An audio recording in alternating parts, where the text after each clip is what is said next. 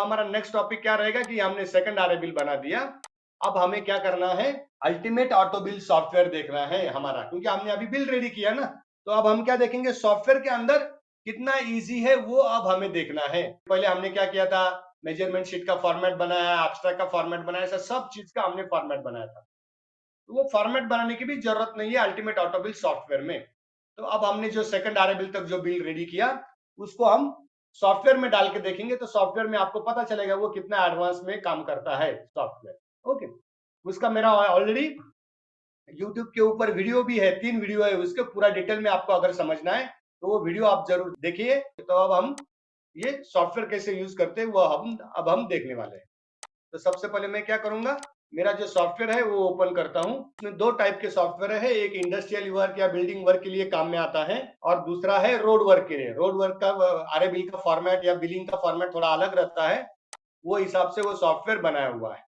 Okay, अब हमारा क्या है, ये हमारा अल्टीमेट ऑटो बिल सॉफ्टवेयर है, बराबर। तो इसमें क्या है, सेम है, कॉन्ट्रैक्टर का नाम डालना है, रजिस्टर एड्रेस डालना है, वेबसाइट ईमेल एड्रेस डालना है, ये लॉक रहेगा, ये कंपनी चेंज नहीं कर सकती। उसके बाद में प्रोजेक्ट का नाम है, प्रोजेक्ट का एड्रेस है, क्लाइंट का नाम है, क्लाइंट का एड्रेस है, कंसल्टेंट का नाम है, आर्किटेक्ट का नाम है, वेंडर नंबर है, वर्क ऑर्डर का नंबर एंड डेट डालना है, वर्क ऑर्डर का वैल्यू डालना है, बराबर। उसके बाद में यहाँ यही सॉफ्टवेयर में आप फर्स्ट से लेके 51 बिल बना सकते हैं। इसमें आप 51 आरए बिल बना सकते हैं, तो उसमें कोई भी फाइनल बिल भी आ सकता है। फर्स्ट आरए बिल बना है या 10th आरए बिल आपका बन गया, 11th एंड फाइनल हो गया, तो फाइनल बिल भी आप कर सकते हो। तो ये फर्स्ट आरए बिल, इसके अंदर आप आरए बिल है तो आरए बिल नाम दीजिए, प्री फाइनल है तो प्री फाइनल नाम दीजिए, फाइनल है तो फाइनल को भी आप नाम दे सकते हैं। ओके, तो ये बिल टाइप हो गया। फिर उसके बाद में आपका सप्लायर मतलब जो कॉन्ट्रैक्टर है उसका पैन नंबर डालना है, उसका जीएसटी नंबर डालना है, उसका स्टेट कोड है, उसका प्लेस ऑफ सप्लाई है, उसका टाइप ऑफ सप्लाई है, उसका सीआईएन नंबर है। उसके बाद में जो क्लाइंट है उसका पैन नंबर डालना है, जो क्लाइंट है उसका जीएसटी नंबर डालना है, क्लाइंट का कोड डालना है, स्टेट कोड डालना है, फिर हमारा प्रोविडेंट फंड नंबर डालना है, बराबर। तो इस प्रकार हमें ये डाल देना है। हमें इनवॉइस लिखना है तो इनवॉइस डालेंगे, बिल लिखना है तो बिल डालेंगे। ओके, वर्क ऑर्डर लिखना है तो वर्क ऑर्डर क्लिक करेंगे, परचेस ऑर्डर लिखना है तो परचेस ऑर्डर क्लिक करेंगे। जब हम इंडस्ट्रियल में काम करते हैं तब वहां पे परचेस ऑर्डर मिलता है, तो परचेस ऑर्डर भी हम लिख सकते हैं। उसके बाद में जो हमारा बिल में यहाँ पे क्या दिख रहा था, मैं दिखाता हूँ आपको। मेजरमेंट शीट में आप जब जाएंगे तब यहाँ पे previous current bill quantity, previous bill quantity, total bill quantity, ये तीनों दिख रहा है। जब हम इसको फिल्टर किया था आरए बिल के लिए, हम आरए 2 के लिए मान लीजिए फिल्टर किया मैंने, तो यहाँ पे इस प्रकार मैंने आरए 2 के लिए फिल्टर किया। तो यहाँ पे सारा दिखता है, करंट बिल क्वांटिटी कितना था, प्रीवियस बिल क्वांटिटी कितना था, टोटल बिल क्वांटिटी कितना है, ये सारा इसमें दिखता है। तब अब हमें क्या चाहिए, ये वाला भी आपको सॉफ्टवेयर के अंदर चाहिए क्या? अगर चाहिए तो आपको यस करना है, और आपको प्रीवियस क्वांटिटी को नहीं चाहिए आपको तो उसको नो कर देना है। ये ऑप्शन भी यहाँ पे रखा हुआ है। उसके बाद में यहाँ पे टैक्स इनवॉइस ऑटोमेटिकली रेडी होता है। टैक्स इनवॉइस में आपको कुछ भी करने की जरूरत नहीं है। टैक्स यहाँ पे आपका कंपनी, जो भी कंपनी को मैं सॉफ्टवेयर सेल करता हूँ वहां पे इसका लोगो डाल देता हूँ, ये नाम डाल दिया उधर, तो ये नाम ऑटोमेटिकली इधर आ जाता है, और ये फॉर्मेट पूरा रेडी है टैक्स इनवॉइस का, बराबर। ये ऑटोमेटिकली रेडी होगा, जब हम बिल अभी इनपुट करेंगे तो ऑटोमेटिकली रेडी हो जाएगा। फिर बिल वाइज अमाउंट शीट है इसमें, कि जब भी आपको बिल बनाने का रहेगा तब बिल डेट, बिल पीरियड आपको यहाँ पे डालना है। फिर जो कुछ आप डिस्काउंट देते हैं क्लाइंट को, उसका परसेंटेज कितना है वो यहाँ पे डालना पड़ता है। फिर आपका मटेरियल का बेसिक रेट ऑटोमेटिकली आ जाता है। उसके बाद में कुछ अदर एडिशंस करना है तो वो भी आप कर सकते हैं। फिर जीएसटी कितना परसेंटेज है वो आपको डालना है। ये सारा हम जब बिल रेडी हो जाएगा तब हम दिखाते हैं। ओके, फिर यहाँ पे हमें बीओक्यू इनपुट करना है। यहाँ पे हमें क्या करना है, बीओक्यू इनपुट करना है। जैसे ही हम बीओक्यू इनपुट करेंगे आपका ये टेंडर आइटम का मेजरमेंट शीट ऑटोमेटिकली रेडी हो जाएगा, मेजरमेंट शीट का फॉर्मेट रेडी हो जाएगा। यहाँ पे आप देख रहे हैं कि यहाँ पे ऑलरेडी फॉर्मेट रेडी है, जो वहां पे हमने बनाया उसके हिसाब से यहाँ पे ऑलरेडी फॉर्मेट रेडी है, लेकिन यहाँ पे आइटम नंबर नहीं आ रहा है, बराबर। जब हम एब्स्ट्रैक्ट में बीओक्यू इनपुट करेंगे यहाँ पे ऑटोमेटिकली आ जाएगा। यहाँ पे 1 2 3 4 वो भी लिखने की जरूरत नहीं है हमें, वो ऑटोमेटिकली ले लेता है सॉफ्टवेयर। वैसे टीएमटी सील का फॉर्मेट भी रेडी हो जाएगा, स्ट्रक्चरल सील का फॉर्मेट भी रेडी हो जाएगा, नॉन टेंडर आइटम का मेजरमेंट शीट का फॉर्मेट भी रेडी हो जाएगा। यूनिट वेट का शीट ऑलरेडी हमारे इसमें था, इसमें भी है, सेम प्रोसीजर है, यूनिट वेट का शीट का सेम प्रोसीजर है। फिर बिल्डिंग वाइज समरी भी ऑटोमेटिकली बन जाता है। यहाँ पे बिल्डिंग वाइज आपको अलग से फॉर्मूला डालने की जरूरत नहीं, आपको सिर्फ बिल्डिंग का नाम डालना है, जो जो बिल्डिंग के नाम है आपको वो आपको डालना है यहाँ पे। उसके बाद में आइटम हेड वाइज समरी भी ऑटोमेटिकली बन जाता है, automatically building wise item head summary बन जाता है। उसके बाद में टीएमटी स्टील का कंजम्पशन एंड रिकंसिलिएशन यहाँ पे ऑटोमेटिकली बन जाता है। स्ट्रक्चरल स्टील का building wise consumption and reconciliation automatically यहाँ पे बन जाता है। उसके बाद में आप सीमेंट कंजम्पशन भी ऑटोमेटिकली यहाँ पे आ जाता है। जिस आइटम के सामने आप कंजम्पशन नॉर्म्स डालेंगे उसका ऑटोमेटिकली सीमेंट कंजम्पशन बन जाएगा। वो बिल्डिंग वाइज भी बनेगा, क्यूमुलेटिव भी बनेगा और बिल्डिंग वाइज भी बनेगा।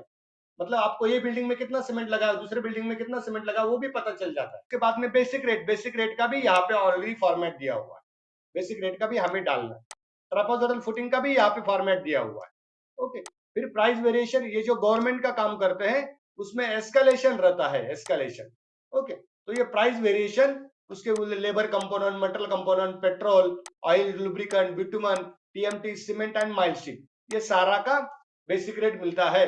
अब हमने जो देखा उसमें लेबर का नहीं मिला था हमें, लेकिन ये गवर्नमेंट के प्रोजेक्ट में लेबर का भी डिफरेंस मिलता है। लेबर के रेट अगर बढ़ जाते हैं तो उसका भी हमें मिलता है। फिर पेट्रोल, ऑयल, लुब्रिकेंट का भी मिलता है। पेट्रोल का रेट बढ़ गया, डीजल का रेट बढ़ गया तो उसका भी हमें बेसिक रेट मिलता है। बिटुमन का रेट बढ़ गया, जैसे रोड में काम करते हैं तो बिटुमन लगता है तो उसका भी रेट यहाँ पे मिल जाता है। ओके, तो इस प्रकार ये प्राइस वेरिएशन के ये सारे एब्स्ट्रैक्ट है। ये गवर्नमेंट का प्रोजेक्ट जब आप काम करेंगे उसी पे ये काम में आते हैं। और लास्ट में ये बिल कवरिंग लेटर भी रेडी हो जाता है। जब हम कोई भी बिल का फाइल रेडी करते हैं तो उसके ऊपर एक शीट चिपकाने के लिए हमारा ये टॉप शीट है, तो ये हम लगा देते हैं। तो उससे पता चलता है कि ये बिल का कॉपी किसका है, फर्स्ट आर बिल का है कि सेकंड आर बिल का है, कौन से कॉन्ट्रैक्टर का है, वो पता चलता है। ओके, तो ये सारा शीट इसमें ऑटोमेटिकली बनता है। अब हम सबसे पहले क्या करेंगे, हमारा बीओक्यू डाल देंगे इसमें, बराबर। तो बीओक्यू अब हमें डालना है, तो हमारे पास जो हमने जो रेडी किया है उसी का बीओक्यू हम ले लेंगे। ओके, तब अब हमें क्या करना है, यहाँ पे मैं पहले फिल्टर लगा देता हूँ, सबको फिल्टर अप्लाई करता हूँ। डाटा में जाऊंगा और फिल्टर अप्लाई कर दूंगा। अब मुझे क्या करना है, ये जो मेरा बीओक्यू का फॉर्मेट है इसमें क्या किया है मैंने कि पहले A001, A002, ये जो शीट्स है, मतलब ये जो टेंडर आइटम है, इसका कौन सा फॉर्मेट है, इसमें एलबीडी का फॉर्मेट है। तो ये मेरा टेंडर आइटम का फॉर्मेट है, तो उसको मैंने ये A001 ऐसे मेरा ये आइटम नंबर्स है। तो ये मेरे कितने आइटम्स है, इसके अंदर आप 260 आइटम डाल सकते हैं, 261 आइटम। तो जो एलबीडी वाला मेजरमेंट्स के आइटम है वो मुझे यहाँ पे डालने हैं। फिर रेनफोर्समेंट स्टील के आइटम है वो मुझे यहाँ पे डालने हैं। फिर जो मेरे स्ट्रक्चरल स्टील के आइटम है वो मुझे यहाँ पे डालने हैं। तो रेनफोर्समेंट के 20 आइटम आप ऐड कर सकते हैं, स्ट्रक्चरल स्टील के 20 आइटम ऐड कर सकते हैं। और जो एटम के हेड है, जो हमारे एटम के हेड है, तो इसको हम लोग एटम हेड कहते हैं, बराबर। इसको हम लोग क्या करेंगे, एटम हेड कहेंगे। तो ये एटम हेड आप 100 एटम हेड यहाँ पे डाल सकते हैं। और यहाँ पे में नॉन टेंडर आइटम भी डाल सकते हैं, 51 नंबर्स के आप नॉन टेंडर आइटम डाल सकते हैं। तो हम लोग अभी एक एक करके डालेंगे। हम क्या करेंगे, अभी हमारा जो रेगुलर टेंडर आइटम है, क्यूबिक मीटर वाला, स्क्वायर मीटर वाला, रनिंग मीटर वाला, वो आइटम सबसे पहले लेते हैं। तो मैं क्या करूंगा, यहाँ पे ब्लैंक से चेक मार्क भी निकाल दूंगा और मेट्रिक टन वाला भी निकाल दूंगा। तो ये मेरे रेगुलर टेंडर आइटम है, बराबर ना। रेगुलर टेंडर आइटम मतलब मेरे ये वाले मेजरमेंट में उसके आइटम दिखने चाहिए, बराबर। टीएमटी का आइटम नहीं है इसमें। तो मैं क्या करूंगा, यहाँ से पूरा यहाँ तक कॉपी करूंगा। कोड का अभी मुझे एब्स्ट्रैक्ट शीट में मुझे जाना है और कोड से लेके, ये मेरा कोड से लेके यहाँ तक रेट और क्वांटिटी, रेट और क्वांटिटी, देखिए इसमें सेम फॉर्मेट है, यहाँ से कोड डालना है और यहाँ तक। तो ये मैं सारा डेटा कॉपी कर लेता हूँ बीओक्यू का, बराबर। तो ये मैंने डाटा कॉपी कर लिया, मतलब आप डायरेक्ट कॉपी पेस्ट कर सकते हैं। कॉपी किया, यहाँ पे मुझे सिर्फ पेस्ट स्पेशल वैल्यू करना है, डायरेक्ट पेस्ट नहीं करना है। तो ये मेरे टेंडर के आइटम आ गए। अब मुझे क्या करना है, ये एलबीडी वाला आइटम आ गया। अब मुझे रेनफोर्समेंट वाला आइटम डालना है, तो मैं नीचे जाऊंगा, रेनफोर्समेंट के आइटम यहाँ पे डाल दूंगा। तो रेनफोर्समेंट के मेरे कितने आइटम है, अभी मैं इसका चेक मार्क निकाल दूंगा। फिर मेरे मेट्रिक टन वाला आइटम लेना है, तो मैं मेट्रिक टन में जाऊंगा। तो मेट्रिक टन वाले मेरा यही आइटम है, सिर्फ रेनफोर्समेंट का यही आइटम। मैं इसको कॉपी किया और रेनफोर्समेंट के सामने, इसके सामने मैं यहाँ पे कॉपी पे स्पेशल वैल्यू कर दूंगा, पे स्पेशल वैल्यू, ओके। तो ये मेरा रेनफोर्समेंट का आइटम आ गया।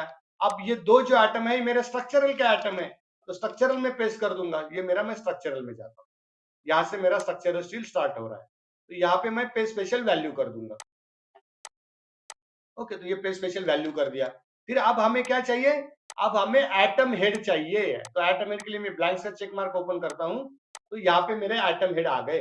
अगर सब टोटल के नीचे मुझे एक लाइन चाहिए तो मैं वो भी ले लूंगा। तो मैं ये क्या करूंगा, ये कॉपी कर लूंगा, बराबर। और ये यहां तक ले लूंगा, सिर्फ नॉन टेंडर आइटम तक ही ले लूंगा, 94 आइटम तक। तो ये मैंने कॉपी किया और ये मैं एटम हेड के सामने डाल दूंगा, एटम हेड जो है उसके सामने डाल दूंगा और यहाँ पे पे स्पेशल वैल्यू कर दूंगा। तो यहाँ पे आ गई है, तो इसको मैं सारे को बोल्ड कर देता हूँ क्योंकि ये सारा मेरा बोल्ड रहेगा, बराबर। इसको मैं सबको बोल्ड कर देता हूँ। ओके, फिर उसके नीचे क्या है, उसके नीचे भी जो नॉन टेंडर का है वो मुझे अलग से लेना है। नॉन टेंडर का आइटम हमारा इधर पेस्ट हो गया है, वो हमें निकाल के नीचे डालना है। बराबर, ये 4 आइटम जो थे हमारे वो नॉन टेंडर आइटम थे, एंटी स्किड फ्लोर टाइलिंग, बराबर, ये वाले जो 4 आइटम है वो हमारे नीचे वाले आइटम है। ओके, तो इसका सीरियल नंबर मैं निकाल देता हूँ और यहाँ से यहाँ तक का जो 4 आइटम है वो नॉन टेंडर में डाल देता हूँ। तो ये नीचे में जाएंगे नॉन टेंडर आइटम,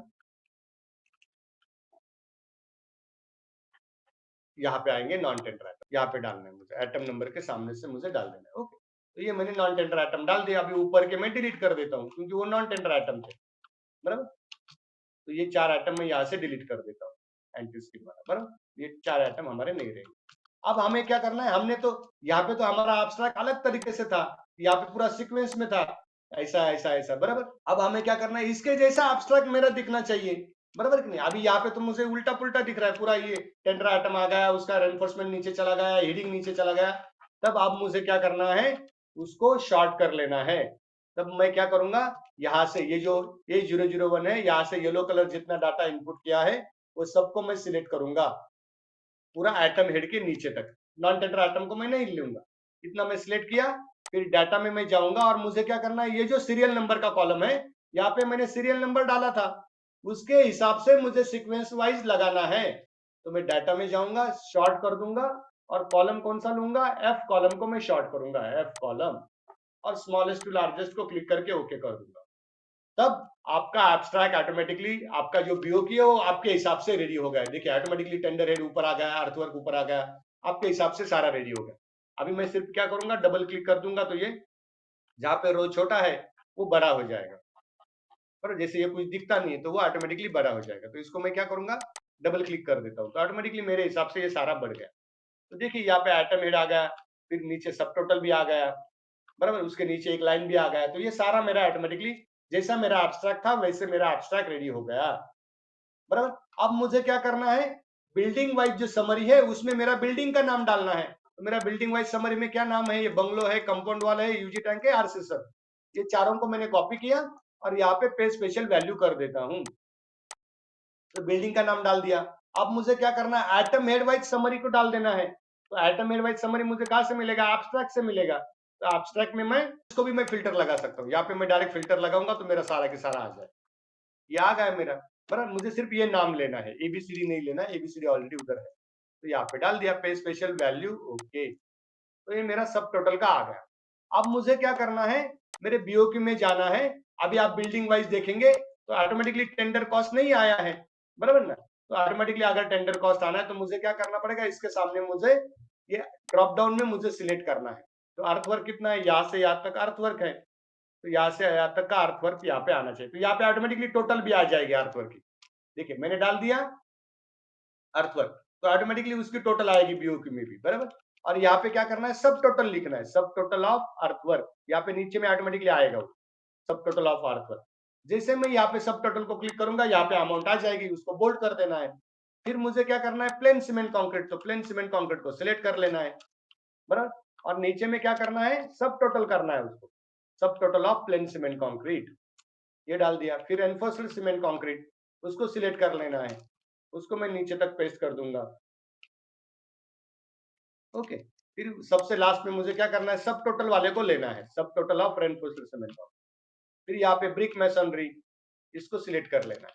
तो इस प्रकार मुझे ब्रिक मैसनरी का डाल देना है, बराबर। और नीचे में सब टोटल ऑफ ब्रिक मैसनरी, ये डाल दिया।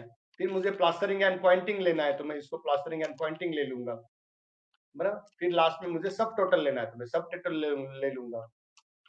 फिर मुझे फ्लोरिंग का काम का ये लेना है। ये आइटम हेड वाइज बनने के लिए ये करना पड़ता है, आइटम हेड वाइज समरी आपको ऑटोमेटिकली चाहिए, तो ये इतना काम करना पड़ेगा, सब टोटल ऑफ फ्लोरिंग, ओके। उसके बाद में वाटरप्रूफिंग वर्क, वाटरप्रूफिंग वर्क को ले लिया,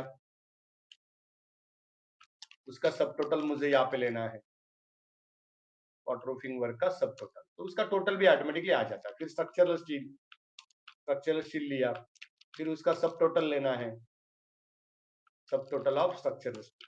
फिर उसके बाद में डोर एंड विंडो लेना है, डोर एंड विंडो लिया, ओके। तो इस प्रकार मैंने डोर एंड विंडो भी डाल दिया, उसका सब टोटल डाल देता हूँ। अब मेरा लास्ट है वाटर सप्लाई, वाटर सप्लाई, वो डाल देता हूँ, वो डाल दिया, और उसके सबसे लास्ट में सब टोटल ऑफ वाटर सप्लाई वो डाल देना है, बराबर। तो इस प्रकार मेरा ऑटोमेटिकली उसमें अमाउंट आ जाता है, और नीचे में आप देखेंगे तो ऑटोमेटिकली ये टेंडर अमाउंट आ गया। नॉन टेंडर का अमाउंट में क्या आएगा, क्वांटिटी 1 नहीं रहेगा, नॉन टेंडर में क्वांटिटी नहीं रहता है, बराबर। तो इस प्रकार हमारा बीओक्यू का अमाउंट भी मैच हो जाएगा 516919। हमारे एब्स्ट्रैक्ट में भी अब जब हम जाएंगे तब वहां पे भी आपको पता चलेगा। यहाँ पे भी मैं सिलेक्ट ऑल कर देता हूँ, अभी इसका काम हो गया मेरा, बराबर। तो 91 ये जो नॉन टेंडर में 11 डाला होगा तो वो भी इसमें मैं निकाल देता हूँ, यहाँ पे 11 नहीं रहेगा। ओके, तो हमारा कितना अमाउंट आया, 516919, तो 516919 आ गया, बराबर। अभी यहाँ पे बिल्डिंग वाइज, अभी बिल्डिंग वाइज हमने डाला नहीं है तो बिल्डिंग वाइज नहीं आएगा, लेकिन आइटम हेड वाइज ऑटोमेटिकली आ गया, बराबर। ये आइटम हेड वाइज 516919। अगर आपका बिल्डिंग वाइज कॉस्टिंग नहीं आया है तो आपको क्या करना है, आप मैन्युअली भी यहाँ पे बिल्डिंग वाइज डाल सकते हैं। तो इस प्रकार ये मेरा ऑटोमेटिकली बिल्डिंग वाइज समरी भी बाद में रेडी हो जाएगा, बराबर। तो अब हमें क्या करना है, ये बीओक्यू हमने डाल दिया, अब हमें क्या करना है, ये बीओक्यू के अंदर हमें मेजरमेंट्स इनपुट करना है। तो जैसे मैं मेजरमेंट इनपुट करूंगा मेरा एब्स्ट्रैक्ट भी ऑटोमेटिकली रेडी होगा, मेरा टैक्स इनवॉइस ऑटोमेटिकली रेडी होगा। तो सबसे पहले हमें क्या करना है, बिल वाइज स्टेटमेंट में जाना है। RA1 आपको कौन सी डेट में बनाना है, तो 1 जुलाई को हमने बनाया था RA1, बराबर। RA1 कब बनाया था, 1 जुलाई को, तो 1 जुलाई डाल देते हैं, 1 जुलाई 2020। बिल पीरियड क्या था, 1 जून से लेके 30 जून तक का मेरा बिल पीरियड था, वो डाल दिया, बराबर। तो सेकंड RA बिल कब बनाया हमने, 1 अगस्त को बनाया, तो 1 अगस्त का भी बिल डेट आप पहले से ही डाल के रख सकते हैं। फिर बिल पीरियड कब था, 1 जुलाई से 31 जुलाई तक था, 31 जुलाई, बराबर, 31 जुलाई 2020, और यहाँ पे जून। ओके, तो इस प्रकार हमने बिल डेट डाल दिया। तो जैसे मैंने बिल डेट यहाँ पे डाला मेरा सब शीट में ऑटोमेटिकली बिल डेट ऑटोमेटिकली आ जाएगा। यहाँ पे आप देखेंगे तो यहाँ पे देखिए मेरा बिल डेट आ गया, बिल नंबर आ गया, बिल पीरियड आ गया, बराबर। तो इस प्रकार यहाँ पे मेरा क्या बनेगा, क्यूमुलेटिव एब्स्ट्रैक्ट बनेगा। फिर उसके बाद में मुझे क्या है, सीमेंट का कंजम्पशन नॉर्म्स डालना है। तो सीमेंट का कंजम्पशन नॉर्म्स क्या था वो मैं कॉपी करके लाता हूँ, बराबर। सीमेंट का कंजम्पशन नॉर्म्स हमने कहाँ पे डाला था, यहाँ पे डाला था। ओके, तो मैं क्या करता हूँ, ये कॉपी करता हूँ 4.4 से लेके लास्ट तक मैं पूरा की पूरा कॉपी कर लेता हूँ।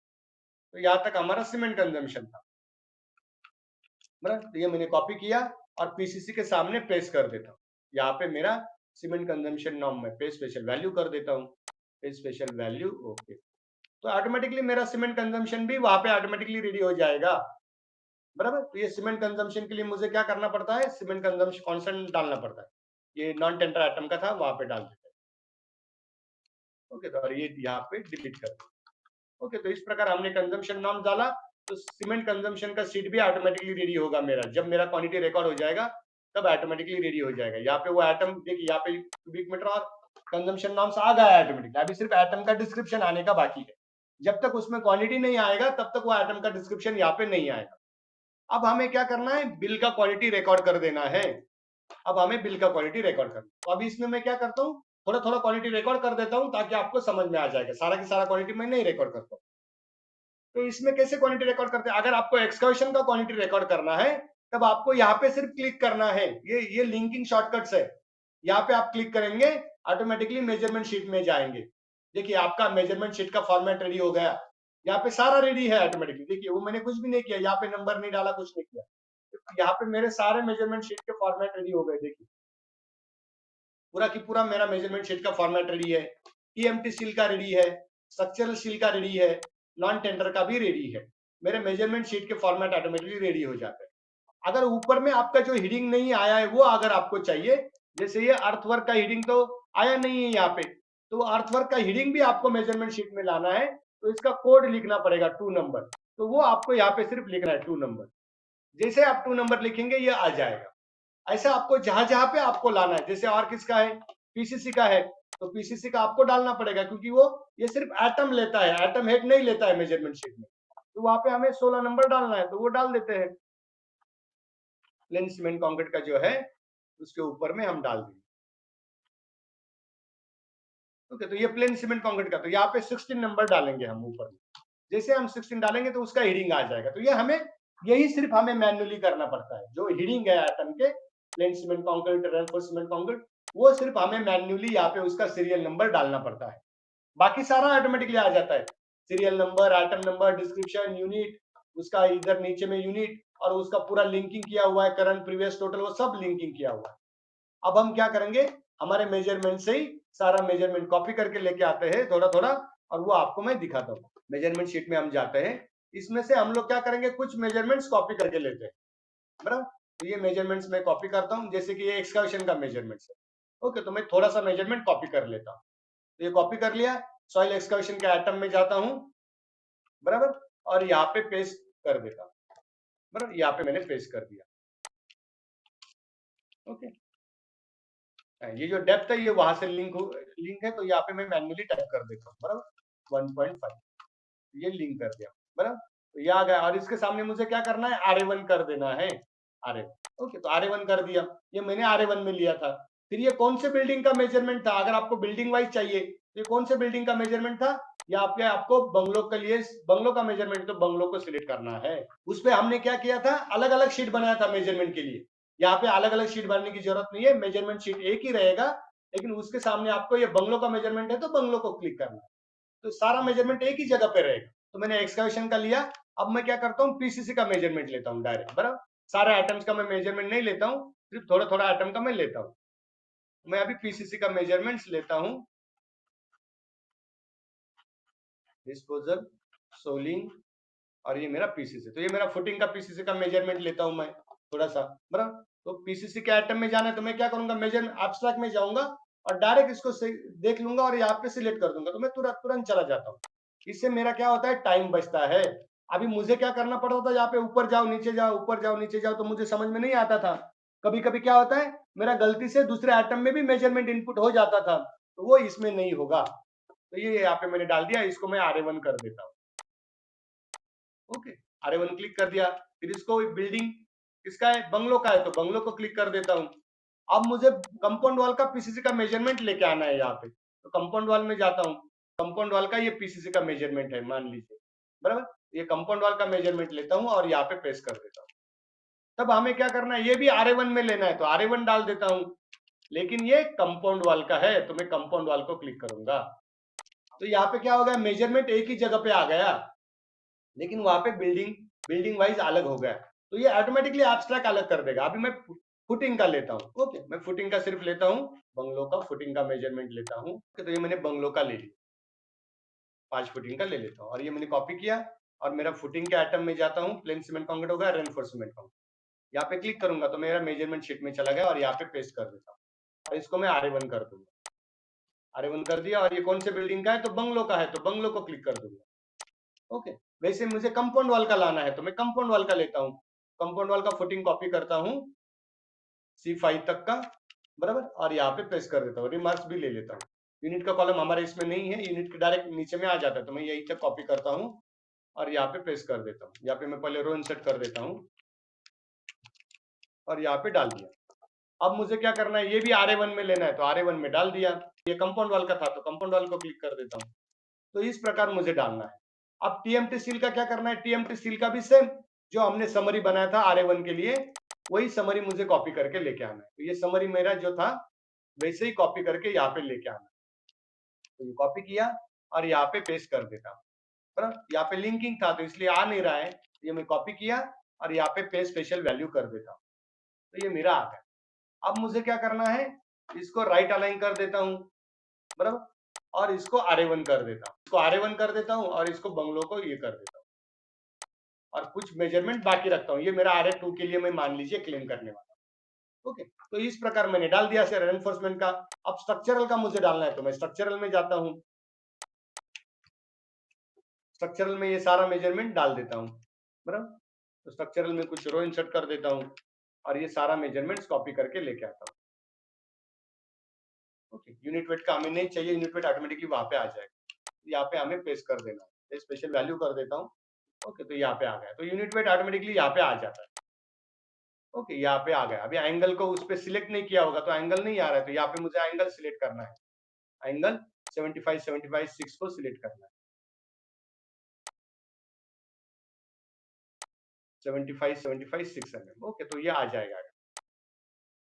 ये आ गया बराबर। ये यूनिट वेट, ये क्वांटिटी का फॉर्मूला कॉपी कर लिया, यहाँ पे मैं RA1 को क्लिक कर दिया और यहाँ पे मैंने बंगलो को क्लिक कर दिया। ओके, तो इस प्रकार मैंने डाल दिया। ओके, अगर मुझे ये RA2 में लेना है तो मैं इसका RA नंबर निकालूंगा। ओके, तो इस प्रकार मैं क्या करूंगा, मेजरमेंट डालूंगा। अभी नॉन टेंडर आइटम का भी थोड़ा सा डाल देता हूँ। तो नॉन टेंडर का जो मेरा मेजरमेंट था तो सबसे लास्ट में था, उसको भी थोड़ा सा मेजरमेंट ले लेता हूँ।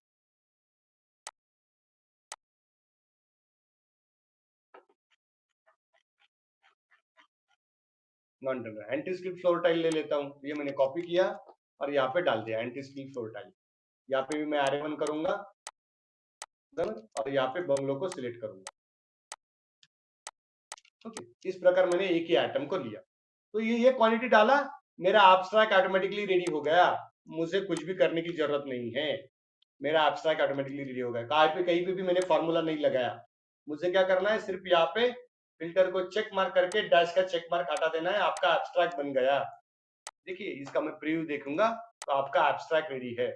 जितना आइटम मैंने लिया उतना ही आइटम आ गया। एक्सकर्शन लिया, पीसीसी लिया, आरसीसी लिया, टीएमटी स्टील लिया और नीचे में क्या लिया, एंटी स्किड फ्लोर टाइलिंग लिया, तो वो सारा ऑटोमेटिकली आ गया।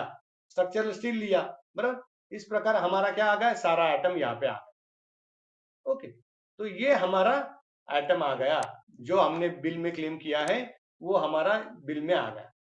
ओके, तो ये हमारा बिल बन गया। फिर उसके बाद में आपका टैक्स इनवाइस बन गया। अब टैक्स इनवाइस बनेगा। अभी यहाँ पे आइटम अमाउंट आ गई ऑटोमेटिकली, टेंडर अमाउंट क्या आ गई, नॉन टेंडर की आ गई, दोनों का टोटल हो गया। अब हमें क्या करना है, जीएसटी क्लेम करना है उसके ऊपर 9%। तो हमने ऑलरेडी फॉर्मूला डाला है 99% का, वही दोनों फॉर्मूला नीचे तक खींच दे, कॉपी कर देना है। फिर उसके बाद में हमने क्या किया, लेबर सेस भी डाला है 1%, 1%।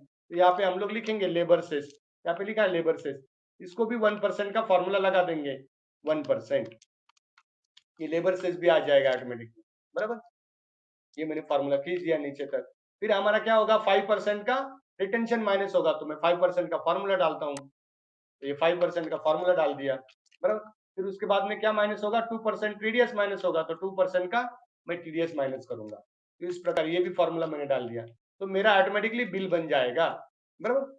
और जैसे ही मैं वो बेसिक रेट में भी डालूंगा तो बेसिक रेट आ जाएगा, वो सब इसमें बनता है, बराबर। अभी ये सारा मैं यहाँ पे नहीं दिखाऊंगा क्योंकि बहुत टाइम लग जाएगा। आप इसका मेरा जो वीडियो है वो पूरा पूरा प्रॉपर देखिए, उसमें सारा टॉपिक समझाया हुआ है। अब हमारा टैक्स इनवाइस यहाँ पे बन गया। अब हमें क्या करना है, यहाँ पे फिल्टर को चेक मार्क करना है और डैश को हटा देना है। ओके, और ओके कर देना, तो ऑटोमेटिकली मेरा टैक्स इनवाइस बन गया। देखिए यहाँ पे नॉन टेंडर आइटम आ गया, नॉन टेंडर आया, उसका टोटल हो गया, जीएसटी आ गया, लेबर सेस आ गया। फिर उसके बाद में क्या हो गया, रिटेंशन माइनस हो गया, बराबर। फिर उसके बाद में क्या हो गया, टीडीएस माइनस हो गया, टोटल रिकवरी आ गया और नेट पेबल आ गया। इसके हिसाब से मेरा ऑटोमेटिकली करंट में आ गया, प्री टोटल में आ गया, बराबर। तो ये हमारा फर्स्ट आरए बिल बन गया, बराबर। बाकी प्रिंट आउट का फॉर्मेट सेम है, इसमें भी वही सेम, आरए बिल को सिलेक्ट करना है, प्रिंट आउट देना है, सम प्रोसीजर सेम रहेगा।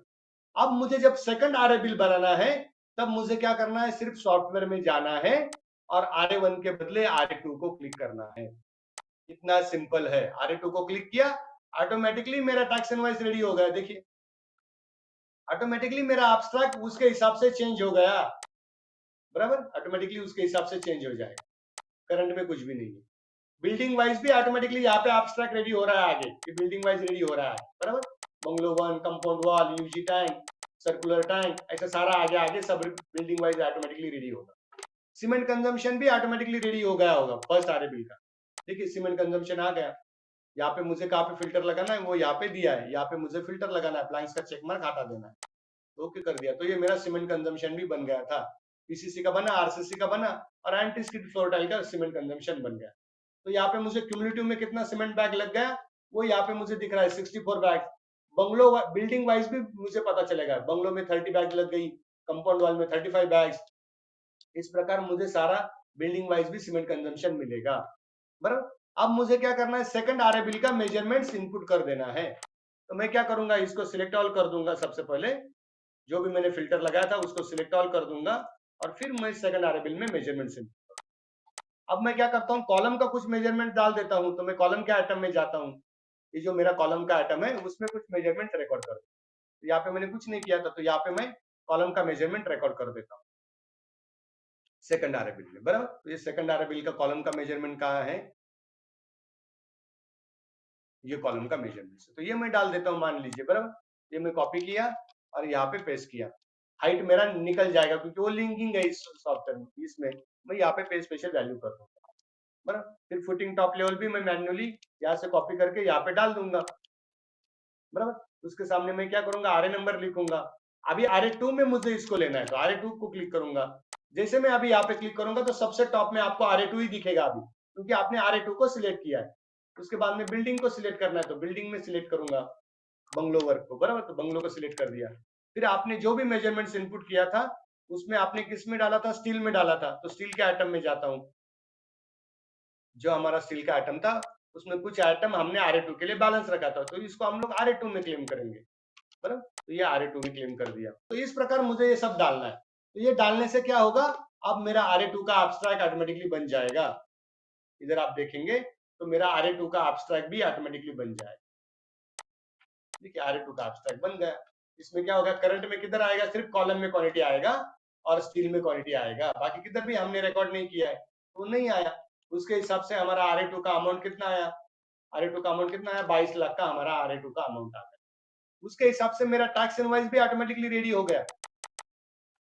देखिए 22 लाख के हिसाब से मेरा अमाउंट ऑटोमेटिकली रेडी हो गया, बराबर।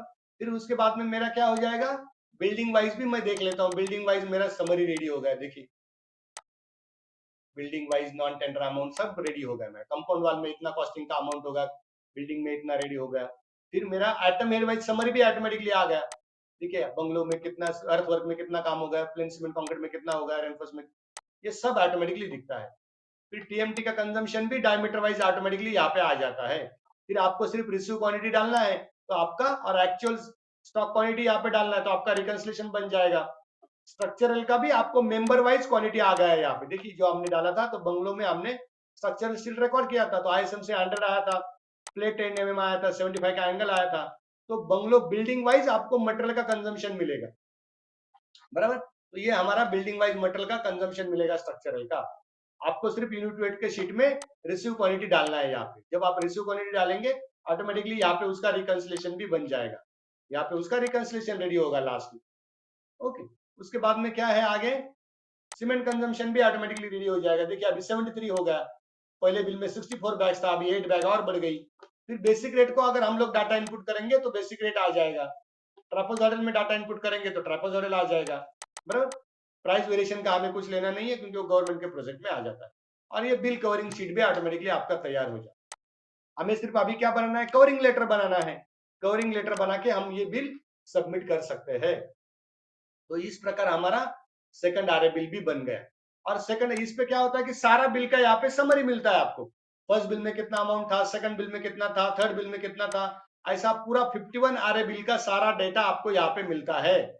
और उसका टोटल भी मिलेगा यहाँ पे नीचे, कितना करोड़ का आप लोग का बिल हो गया टोटल। उसके बाद में जैसे आपको पेमेंट मिलता है तो पेमेंट का भी इनपुट आप यहाँ पे आगे कर सकते हैं। जैसे ही आपको पेमेंट रिसीव हुआ तो फर्स्ट बिल के अगेंस्ट में कितना पेमेंट रिसीव हो गया, कौन से डेट को मिला, चेक मिला है तो चेक नंबर क्या है, कुछ रिमार्क्स है तो वो डाल सकते हैं, बिल सर्टिफाइड का डेट क्या है वो आप यहाँ पे लिख सकते हैं। ऐसा वो पेमेंट का भी आप यहाँ पे इनपुट कर सकते हैं। तो उससे क्या होता है, कौन सा बिल के अगेंस्ट में मेरा कितना पैसा बैलेंस है वो भी आपको देखने को मिलता है। तो ये सारा इसके अंदर ऑप्शंस है। तो आप इसका डिटेल में वीडियो देखिए, डिटेल में ये सॉफ्टवेयर का सारा फीचर्स उसमें समझाया हुआ है, बराबर। तो ये हमारा फर्स्ट आरए बिल सॉफ्टवेयर में बना है, सेकंड आरए बिल भी सॉफ्टवेयर में बना है। तो इससे क्या होता है कि हमारे फॉर्मेट बनाने की जरूरत नहीं, कोई भी डाटा लिंक करने की जरूरत नहीं, ये सब कुछ ऑटोमेटिकली हो जाएगा। सिर्फ हमें फर्स्ट एक ही टाइम सिर्फ एब्स्ट्रैक्ट बीओक्यू हमें इंसर्ट करना है प्रॉपरली। बीओक्यू एक बार प्रॉपरली इंसर्ट हो गया तो आपको कुछ भी करने की जरूरत नहीं है। सारा फॉर्मेट, सारा लिंकिंग ऑलरेडी ये सॉफ्टवेयर में करके रखा है। और जैसे हम एक्सेल में काम करते हैं वैसे आपको मेजरमेंट में काम करना है। मेजरमेंट इनपुट करना है, रो इंसर्ट करना है, इनपुट करना है, आरए नंबर डालना है, बिल्डिंग का नेम डालना है, इतना ही करना है। तो इस प्रकार ये हमें ऑटोमेटिकली हमारा ये अल्टीमेट ऑटो बिल सॉफ्टवेयर हमारा बिलिंग का काम बहुत ही इजी कर देता है, बराबर। तो ये इस प्रकार हमारा अल्टीमेट ऑटो बिल ये सॉफ्टवेयर था। ओके, तो ये टॉपिक भी अब हमारा खत्म हो गया है। बिल्डिंग वर्क का ये हमारा सॉफ्टवेयर था, ये अब हमारा खत्म हो गया है। ऐसे ही हमारा रोड का सॉफ्टवेयर है। तो रोड में क्या है, रोड में सिर्फ आइटम अलग है, उसमें जो मेजरमेंट्स का फॉर्मेट है वो अलग है, बाकी सब कुछ सेम है। मैं जस्ट सॉफ्टवेयर आपको दिखा देता हूँ, बाकी उसमें कोई डाटा इनपुट नहीं करेंगे हम लोग, सिर्फ मैं आपको सॉफ्टवेयर दिखा देता हूँ। ये भी उसी प्रकार का सॉफ्टवेयर है, ultimate auto bill. For road project. तो रोड प्रोजेक्ट में भी सेम है, इसमें भी फर्स्ट बिल से लेके आप बिल बना सकते हैं 51 बिल, उसको आईपीसी बोलते हैं। रोड के बिल में क्या बोलते हैं? आईपीसी बोलते हैं। ओके, और इसमें भी टैक्स इनवाइस है, फिर बिल वाइज है, जनरल समरी है, बीओ के एब्स्ट्रैक्ट है। इसमें भी आपको बीओ के एब्स्ट्रैक्ट डालना पड़ता है। तो इस प्रकार बीओ के एब्स्ट्रैक्ट डालना है। इसमें भी टेंडर आइटम है, टीएमटी सील है, स्ट्रक्चरल है, नॉन टेंडर है। लेकिन टीएमटी जो बिल का फॉर्मेट है वो थोड़ा सा चेंज है। मेजरमेंट शीट का फॉर्मेट है वो चेंज रहता है। इसमें क्या रहता है कि आरएफआई नंबर मतलब रिक्वेस्ट फॉर इंस्पेक्शन, डेली काम करने के लिए जो आरएफआई बनता है वो हमें टाइप करना पड़ता है। तो इंस्पेक्शन हुआ उसका डेट यहाँ पे टाइप करना पड़ता है। फिर चेनेज डालना पड़ता है। चेनेज मतलब रोड का काम कहाँ से कहाँ तक किया, तो वो चेनेज डालते हैं। हम लोग मेजरमेंट जैसे बिल्डिंग में डालते हैं वैसे रोड में चेनेज डालना पड़ता है, कहाँ से कहाँ तक, फिर कौन सा साइड, एलएचएस है कि आरएचएस की बोथ साइड है। फिर आगे मेजरमेंट्स आता है।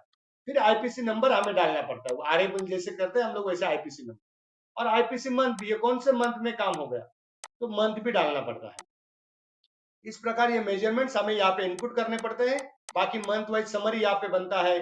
मटेरियल रिसीव का स्टेटमेंट आप यहाँ पे बना सकते हैं। मटेरियल कंजम्पशन बनता है, रिकंसिलिएशन है, मटेरियल का एडवांस का स्टेटमेंट है, टीएमटी का कंजम्पशन है, स्ट्रक्चरल का कंजम्पशन है, एक्सेस सेविंग स्टेटमेंट है, उसको यहाँ पे आउटस्टैंडिंग क्वांटिटी कहा जाता है, वो है।